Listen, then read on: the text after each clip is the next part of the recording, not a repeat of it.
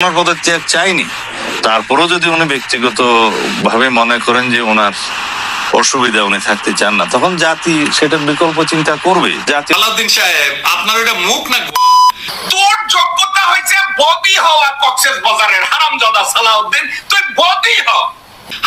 ওয়াকার হচ্ছে নামাজ পড়ে 5 ওয়াক্ত তাহাজ্জুদের সময় ওঠেন। আরে বেটা, তোরে যেদিন শেখ হাসিনা সেনাপ্রধান হিসেবে নিয়োগ দিছে ওই দিন তুই কাফের হয়ে গেছিস, তুই মুসলমান নাই তো, তুই নামাজ পড়ে লাভ নাই তো। আরে যে একজন ইউটিউবার, ফেসবুকার, এরা হচ্ছে দেশপ্রেমী। দেশের বাইরে থেকে এরা আপনার দেশ স্বাধীন করে ফেলেছে। ফেসবুকে এখন 1200 কিলোমিটার গতিতে চলতেছে রাজনৈতিক নাটক। এমন খেলা শুরু হয়েছে, এই খেলার শেষ কোথায় আমার আসলে জানা নেই। আপনাদের জানা আছে কিনা একটু কমেন্ট সেকশনে জানাইবেন। জনপ্রিয় কন্টেন্ট ক্রিয়েটর পিনাকি ভট্টাচার্য এবং ইলিয়াস হোসেনকে আপনারা সকলেই চেনেন। এই দুইজনকে কেন্দ্র করে গণ অধিকার পরিষদের বিভিন্ন ভাই এমনভাবে নিজেরা বক্তব্য দিলেন, না শুনলে তো বিশ্বাস করবেন না।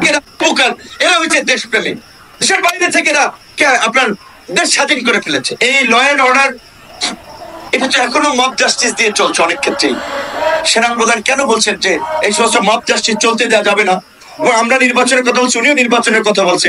এটা তো দোষের কিছু না। অথচ সেনাবাহিনীকে আপনার আরেকটা মুখোমুখি অবস্থানে দাঁড় করিয়ে জনগণের মাঝে বিভ্রান্তি তৈরি করার তো কোনো মানে নাই। আজকে বিএনপির, আমি জানি না, আজকে এই আপনার এই বর্তমান তথ্য প্রযুক্তির এই যুগে সাইবার যুদ্ধ মোকাবেলা করার জন্য তাদের প্রস্তুতি কি? তাদের নেতাদের চরিত্র হনন করা হচ্ছে, যাকে তাকে রয়্যাল এজেন্ট বানিয়ে দিচ্ছে, ষড়যন্ত্রকারী বানিয়ে দিচ্ছে। যমুনা ঘেরাও করতে হয়, এটা হবে দুঃখজনক। আরে সালাউদ্দিন, চুপ। তোর নেত্রী বিনা বিচারে তোর নেত্রীকে অন্যায় ভাবে কয়েক বছর হাজতে রাখা হয়েছে। বাচ্চা, তুই আন্দোলন না করতে ভারতে পলাইয়া যাইয়া গুমের নাটক কইরা বলা, তুই ভারতের র হইয়া ব্যাক করছিস। এখন তুই যমুনা ঘেরাও করবি, ছিড়া দেব কুচ্চা। তোর যোগ্যতা হয়েছে বদি হওয়া কক্সবাজারের হারামজাদা সালাউদ্দিন, তুই বদি হ। বদির যোগ্যতা আছে তোর, তোর আর কি বলে যোগ্যতা আছে হারামজাদা? তুই যমুনা ঘেরাও করবি, তোর পাশার বাক্য ভাঙ্গা ফেলাইব। বাংলাদেশে একটা কথা আছে, যত বড় মুখ না তত বড় কথা। সালাউদ্দিন নিজে একজন দুর্নীতি পরায়ণ ব্যক্তি। সালাউদ্দিন রয়ের চিপ লাগানো এক শুয়োর বাংলাদেশে আসছে বাংলাদেশের বাস দিতে। সে বাচ্চা বসে এখন বলে সে যমুনা ঘেরাও করবে। কুত্তার আয় জবদে সীমান্তে এতগুলো, ওর উপস্থিতিতে এতগুলো মানুষ মারা হয়েছে, ভারতীয়রা মারছে। সালাউদ্দিন একদিন কইছে চল আমরা বর্ডারে লং মার্চ করি।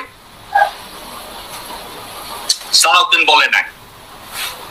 সালাউদ্দিন একবার বলছে সীমান্তে বাংলাদেশের সম্পর্কে এত মিথ্যা কথা বলা হয়, চলো আমরা ভারতীয় হাই কমিশন ঘেরাও করবো। সালাউদ্দিন একদিন বলছে, বলে নাই। কিন্তু 5ই আগস্টের জুলাই অভ্যুত্থানের পর 9 মাস অতিবাহিত হওয়ার পরে দেশে যে চলমান পরিস্থিতিতে মানুষ শান্তিভাবে বসবাস করতেছে, এই অবস্থায় যদি রাজনৈতিক মাঠটা এমনভাবে গরম হয়ে থাকে, দর্শক এই বিষয়ে আপনাদের ব্যক্তিগত মতামত অবশ্যই কমেন্ট সেকশনে লিখবেন।